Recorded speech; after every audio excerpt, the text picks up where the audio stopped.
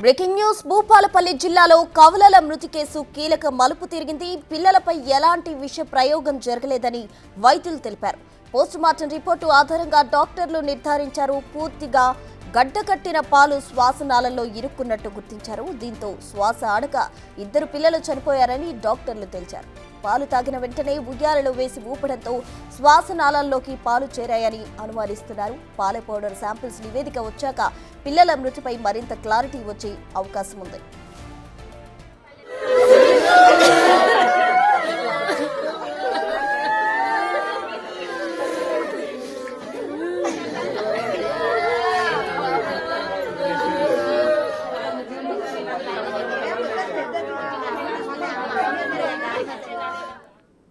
ఈ నెల 22న భూపాలపల్లి జిల్లాలో ఇద్దరు కవలలు మృతి చెందారు.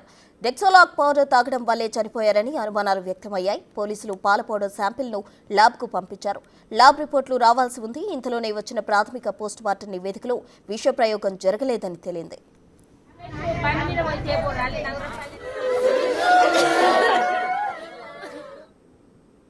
భూపాలపల్లి జిల్లాలో కవలల మృతి కేసుకు సంబంధించి పూర్తి డీటెయిల్స్ మా ప్రతినిధి వేణు వరంగల్ నుండి అందిస్తారు. వేణు,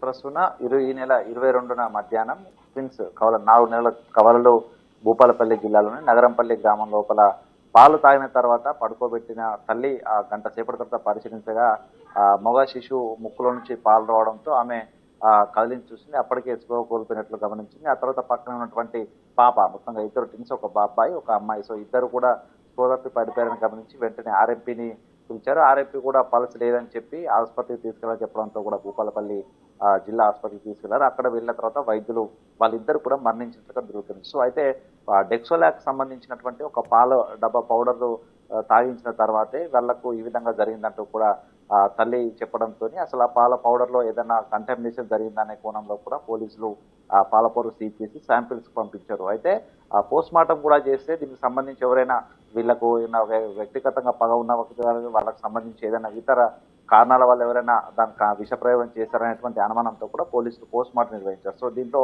వైద్యులు ప్రాథమికంగా నిర్ధారించినటువంటి రిపోర్ట్ ప్రకారము వాళ్ళపై ఎటువంటి విషప్రయోగం జరగదని చెప్పారు. అయితే ఆ పాలు పూర్తిగా కడుపులోకి వెళ్ళిన తర్వాత అవన్నీ కూడా గడ్డ కట్టి తిరిగి వాయునాల లోపలికి వచ్చి అందులో పేరుకుపోయాయి. దీంతో శ్వాస ఆడకి ఇద్దరు చనిపోయారంటూ కూడా ప్రాథమికంగా పోస్ట్ మార్టం చేసిన వైద్యులు తేల్చారు. సో అయితే పాల పౌడర్కు సంబంధించి శాంపిల్స్ రిపోర్ట్ వస్తే దానికి ప్రధానంగా కంటామినేషన్ కారణం వల్ల పాలు త్వరగా గడ్డకట్టి మీ బయటకు వచ్చాయా ఏందని దానిపై కూడా పూర్తి క్లారిటీ వచ్చే అవకాశం అయితే కనిపిస్తుంది. అయితే మొత్తానికి ఈ డెక్సోలాక్ సంబంధించి కూడా ఇది ఇన్ఫాంట్కు ఫీడ్ ఇచ్చేటువంటి పుట్టిన పిల్లలకు డే 1 నుంచే ఫీడింగ్ ఇవ్వడానికి ఒక డెక్సోలాక్ పౌడర్ను వాడుతుంటారు. ఆ పౌడర్ వాడినప్పుడు దాదాపు 10 నిమిషాల పైగా నీళ్ళని వేడి చేసి వాటి చల్లారిన తర్వాత పౌడర్ను యూజ్ చేయాల్సి ఉంటుంది. అయితే ఈ క్రమంలో లాస్ట్ అంటే పాప తల్లి యూజ్ చేసినటువంటి పాలు పూర్తిగా కడుపులోకి వెళ్ళగానే గడ్డ కట్ అయినటువంటి వర్షన్ అయితే వైద్యులు చెప్పారు. సో అది ఎందుకు జరిగింది, నిజంగా వీళ్ళు రీకూల్ చేసి వాడారా లేకుంటే మరేదైనా కారణం ఉందా అనేది కూడా ఆ పౌడర్ సంబంధించిన శాంపిల్స్ తెలుస్తుంది. దానికి ఎక్స్పైరీ కూడా ఆగస్టులోనే ఉండడంతో కూడా పాల పౌడర్ కారణం కానటువంటి అభిప్రాయాన్ని వైద్యులు వ్యక్తం చేస్తున్నారు. మొత్తానికి